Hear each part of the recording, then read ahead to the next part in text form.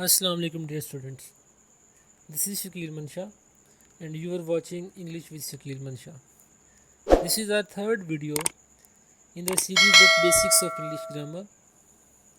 In the last video, I have tried to explain what subject is, what things or elements of English grammar can function as subject of the sentence, what are the types of the subjects, and how to identify subject in a sentence.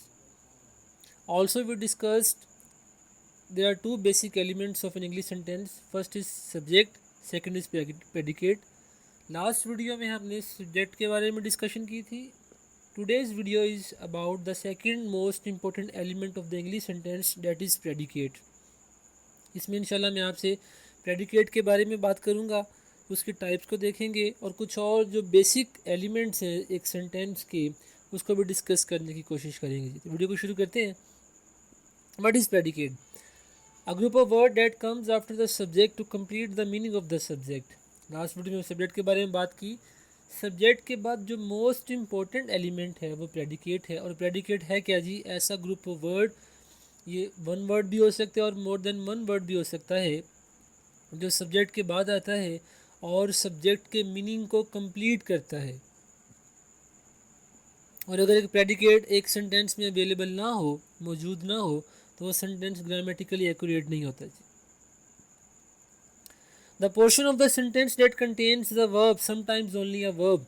दूसरी definition ये है कि एक sentence का वो portion जिसके अंदर verb मौजूद है, वो बाज़ दफ़ा मोर देन वन वर्ड यानी वर्ब फ्रेज भी हो सकता है, या एक सिंगल वर्ड ओनली जो वर्ब है वो एक्शन वर्ब भी हो सकता है, वो स्टैटिक वर्ब भी हो सकता है. दोनों में से कोई भी जो वर्ब है अगर सब्जेक्ट के फ़ौरन बाद वो मौजूद है उसे हम प्रेडिकेट कहते हैं. A sentence needs a subject and a predicate. Definitely जैसे हमने पहले बात की कि सेंटेंस के ये दो मेन बेसिक एलिमेंट्स हैं. Without them the sentence is not complete. Sentence grammatically accurate नहीं होगा. उसके लिए एक सब्जेक्ट भी चाहिए एक सेंटेंस को, और एक प्रेडिकेट भी चाहिए. These two elements are the most vital to make a sentence grammatically accurate. Subject की हम बात कर चुके हैं. सब्जेक्ट के बाद प्रेडिकेट की बात कर रहे हैं. तो प्रेडिकेट जो है ना वो भी सब्जेक्ट की तरह उसकी टाइप्स हैं. सब जो प्रेडिकेट है वो सिंपल प्रेडिकेट भी हो सकता है, जिसका मतलब है कि सिर्फ एक सिंगल वर्ड होगा जो प्रेडिकेट कहलाएगा, सिंपल प्रेडिकेट कहलाएगा. और एक कंप्लीट प्रेडिकेट भी हम उसे कहते हैं. उसमें जो है ना वो फ्रेज भी हो सकता है, यानी मोर देन वन वर्ड होंगे. लेकिन इसके ऊपर जो है ना डिस्टिंक्शन है. सम ग्रामेरियर्स और सम लिंग्विस्ट से डैट कि जो एक्शन वर्ब है वो प्रेडिकेट है, और कुछ ये कहते हैं कि सब्जेक्ट के अलावा बाकी जितना भी पोर्शन है वो सारा प्रेडिकेट है. तो इसमें देखेंगे थोड़ी सी कंट्राडिक्शन है, आर्ग्यूमेंट्स डिफरेंट हैं. फॉर एग्जांपल जो है ना मिसाल देखिएगा एक सेंटेंस की. The boy is making the card.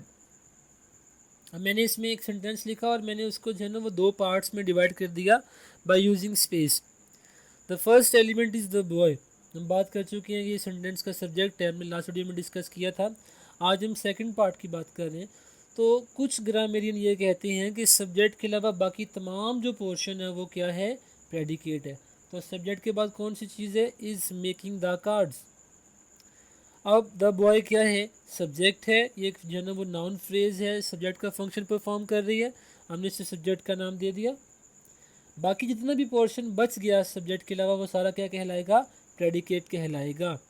लेकिन कुछ ग्रामेरियन ये कहते हैं कि ऐसा नहीं है. वो ये कहते हैं जी कि सब्जेक्ट के अलावा बाकी तमाम जो पोर्शन है उसको फिर जो है ना हम सब डिवाइड करते हैं इनटू टू टाइप्स या टू पार्ट्स, हम उसमें डिवाइड कर लेते हैं. उसमें जो हमारा मेन वर्ब है वो हेल्पिंग वर्ब भी उसमें शामिल होगा और एक्शन वर्ब भी शामिल होगा. उसको वो नाम देते हैं प्रेडिकेटर का. और प्रेडिकेटर के अलावा बाकी जो चीज़ बच जाए, जैसे सेंटेंस वही है the boy is making the cards. अब इसमें इज़ जो है ना वो ऑक्सिलरी हेल्पिंग वर्ब है, और मेकिंग जो है ना वो टेंस वर्ब है, मेन वर्ब है, एक्शन वर्ब है. इसे वो नाम दे रहे हैं प्रेडिकेटर का. और बाकी जो एलिमेंट बच गया वर्ब के अलावा द कार्ड्स, उसको वो नाम दे रहे हैं प्रेडिकेट का। तो इसमें थोड़ी सी जो है ना वो कन्फ्यूजन इस लिहाज से है कि कुछ ग्रामेरियन एक थॉट को फॉलो करते हैं और कुछ दूसरे थॉट को फॉलो करते हैं। तो अपनी अपनी जगह पे जो है ना वो दोनों सही हैं, they are right on their own place. आगे चलते हैं जी। हम बात करेंगे कि एक प्रेडिकेट की टाइप्स कितनी है। जैसे हमने सब्जेक्ट की टाइप्स की बात की, इसी तरह प्रेडिकेट की भी कुछ टाइप्स हैं, हम उनको डिस्कस करेंगे। सबसे पहली जो टाइप है वो सिंपल प्रेडिकेट है। सिंपल प्रेडिकेट क्या है जी कि उसमें सिर्फ एक वर्ड होगा और वो वर्ब होगा। जैसे एग्जांपल है he laughed, he wrote, we smiled, they ran. अब ये सारे इन सेंटेंसेस में क्या है, एक एक वर्ड है। सिंपल वन वर्ड जो होगा उसे हम क्या कहेंगे, सिंपल प्रेडिकेट कहेंगे। In the given sentence the word laughed is a single word, that's why it's a kind of simple predicate. Second one is double predicate. Double predicate में क्या है, मेन वर्ब भी होगा और हेल्पिंग वर्ब भी होगा। ये दोनों जो है ना वो सेंटेंस में मौजूद होंगे। जैसे इसी को अगर हम जो है ना थोड़ा सा ऐसे चेंज कर लें, ही इज़ लाफिंग। अब इसमें दो वर्ब हैं, एक इज़ हेल्पिंग वर्ब है जो कि जो है ना वो टेंस को भी जाहिर कर रहा है, और लाफिंग जो है ना वो हमारा मेन वर्ब है, एक्शन वर्ब है। अब ये दो वर्ब जो है ना वो ऐसे प्रेडिकेट को हम डबल प्रेडिकेट कहते हैं। Third one is complete predicate. Complete predicate क्या है जी कि एक ऐसा वर्ब हो जो पूरे फ्रेज के ऊपर मुश्तमिल हो, उसमें सिंगल वर्ड नहीं होगा, मोर देन वन वर्ड होगा, पूरा एक जो है ना वो फ्रेज होगा और वो वर्ब फ्रेज होगा। ऐसे ग्रुप ऑफ वर्ड को हम कंप्लीट प्रेडिकेट कहते हैं। एग्जांपल देखें, the grass is always greener on the other side. अब इसमें जो हमारा सब्जेक्ट है द ग्रास, इसके अलावा बाकी तमाम जो पोर्शन है वो क्या है, कंप्लीट प्रेडिकेट में आ रहा है। इसमें हमारे पास हेल्पिंग वर्ब भी है, इसमें हमारे पास एडवर्ब भी है, ऑलवेज एडवर्ब है, एडवर्ब फ्रीक्वेंसी है। इसमें हमारे पास ग्रीनर वो कम्प्लीमेंट है, और ऑन द अदर साइड ये प्रपोजिशनल फ्रेज है। इस तमाम पोर्शन को हम जो है ना वो प्रेडिकेट कह रहे हैं। तो यानी ये कंप्लीट फ्रेज वर्ब है, इसे हम कंप्लीट प्रेडिकेट का नाम दे रहे हैं जी। Fourth type is compound predicate. Compound predicate क्या है जी कि इसमें मोर देन वन वर्ड है। जैसे हमने कंपाउंड सब्जेक्ट देखा था कि मोर देन वन सब्जेक्ट जो है ना वो कंपाउंड सब्जेक्ट बनाते थे, इसी तरह कंपाउंड प्रेडिकेट में मोर देन वन वर्ब होगा। अभी सेंटेंस में देखें, she prefers to run first and then eats breakfast afterwards. अब इस सेंटेंस में जो है ना वो हमने एंड कंजंक्शन से दो पोर्शंस को डिवाइड किया, जो है ना वो ज्वाइन कर लिया, दो क्लॉजेस ज्वाइन है। हर क्लॉज में एक जो है ना वो प्रेडिकेट है। The first one is prefers. In the first clause she prefers to run. अब इसमें रन जो है ना वो प्रेडिकेट है, और दूसरे में देन ईट्स आफ्टरवर्ड, और दूसरे में जो है ना वो ईट प्रेडिकेट है। इन दो इसमें वर्ब हैं, दो प्रेडिकेट हैं। तो ऐसे प्रेडिकेट को हम कंपाउंड प्रेडिकेट कहते हैं।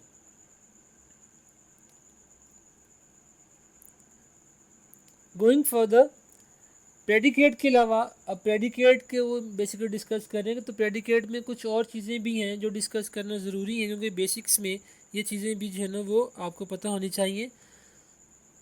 तो प्रेडिकेट की हमने जो है ना वो टाइप्स देखी स्ट्रक्चर के लिहाज से। अब फंक्शन के लिहाज से भी इनकी टाइप्स, बेसिक जो दो टाइप्स हैं, बेसिकली प्रेडिकेट को हम वर्ब भी कह रहे हैं। प्रेडिकेट और वर्ब एक ही चीज़ के दो नाम है। तो फंक्शन के लिहाज से प्रेडिकेट या वर्ब दो तरह का है, ट्रांजिटिव वर्ब और इनट्रांजिटिव वर्ब। जब भी हम सेंटेंसेस को जो है ना वो एक्टिव से पैसिव, जब उनकी वॉइसेस चेंज करते हैं, आगे चल के इंशाल्लाह मैं आपसे इनकी वॉइसेस भी शेयर करूंगा कि हम जो है ना वो कैसे एक्टिव को पैसिव में कन्वर्ट करते हैं, और बेसिकली ये वॉइसेस हैं क्या इंग्लिश लैंग्वेज में।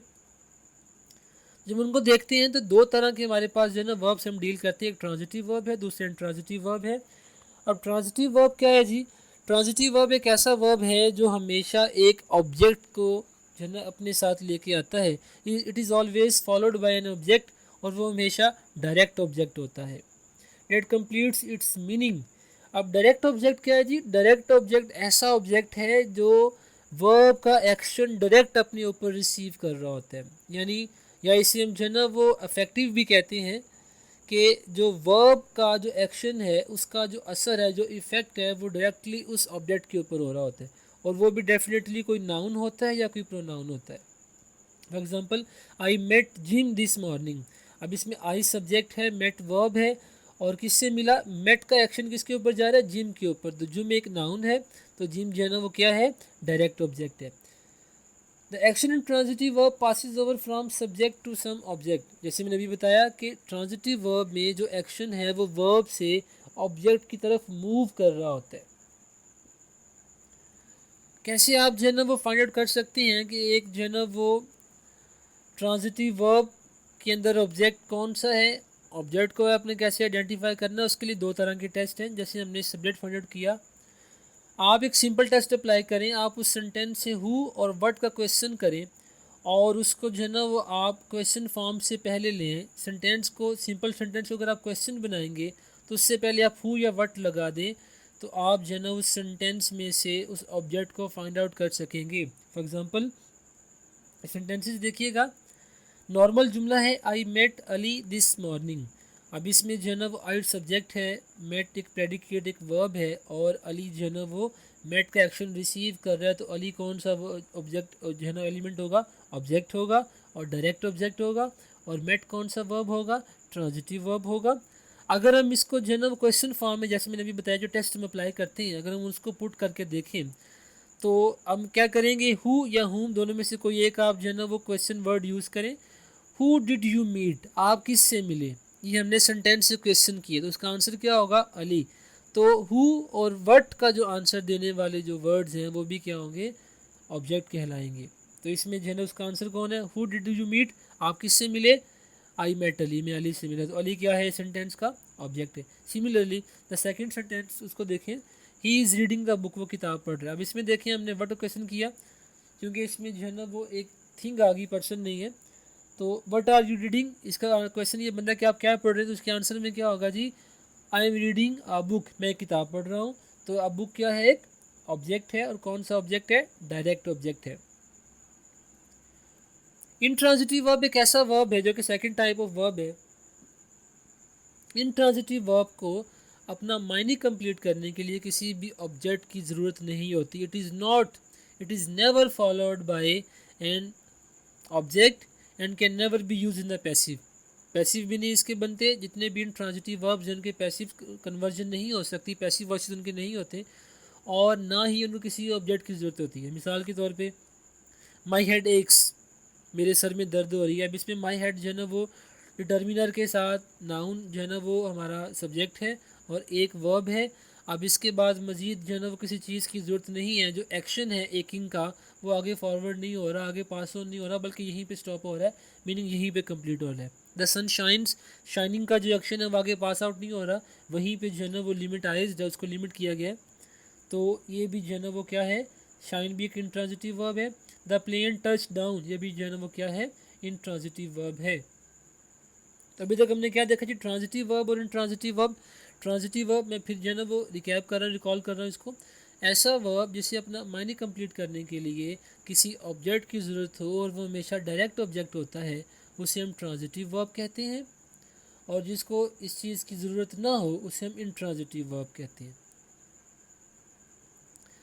अभी मैंने बात की कि डायरेक्ट ऑब्जेक्ट, तो क्वेश्चन ये पैदा होता है कि डायरेक्ट ऑब्जेक्ट बेसिकली है क्या, और उसके साथ एक और ऑब्जेक्ट की टाइप है इनडायरेक्ट ऑब्जेक्ट।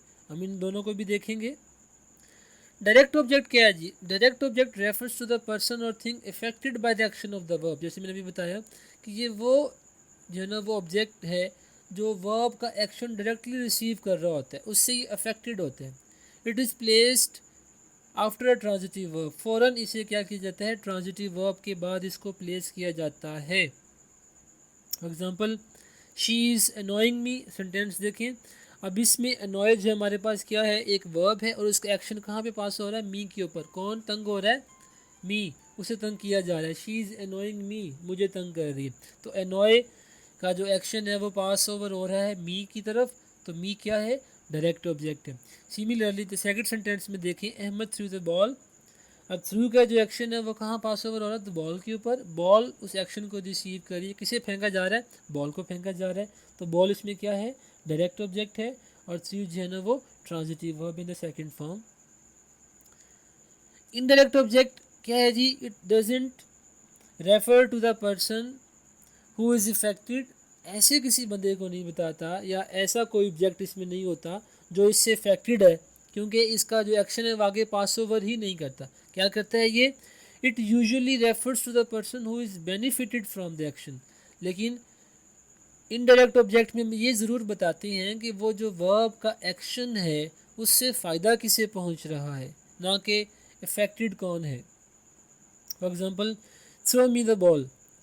अब इसमें देखें, थ्रो वर्ब है फेंकना, और द बॉल जो है ना वो क्या एक्शन को रिसीव कर, जैसे भी हमने देखा। तो थ्रो ट्रांजिटिव वर्ब हुआ, द बॉल जो है ना वो क्या हुआ, डायरेक्ट ऑब्जेक्ट हुआ। लेकिन बॉल किसकी तरफ फेंकने का कहा जा रहा है? मी की तरफ, यानी बॉल जो फेंकने का एक्शन है उसका फ़ायदा किसी और है, बेनिफिट किसी और है, मी। तो मी क्या है? इनडायरेक्ट ऑब्जेक्ट है जी। In the second example, his father bought him a car.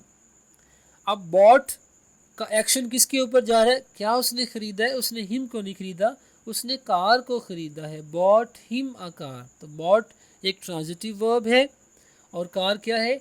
Direct object, क्योंकि बॉट का जो एक्शन है वो कार के ऊपर रिसीव हो रहा है, लेकिन इससे फ़ायदा किसे हो रहा है? फ़ायदा हो रहा है हिम को।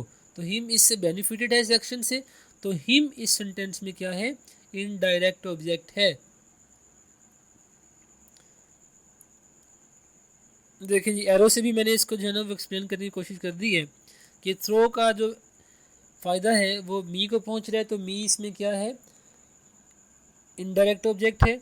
सिमिलरली बॉट जो एक्शन है उसका बेनिफिट किसी और है, हिम को हो रहा है, तो हिम भी इसमें क्या है? इनडायरेक्ट ऑब्जेक्ट है। Thank you so much ji.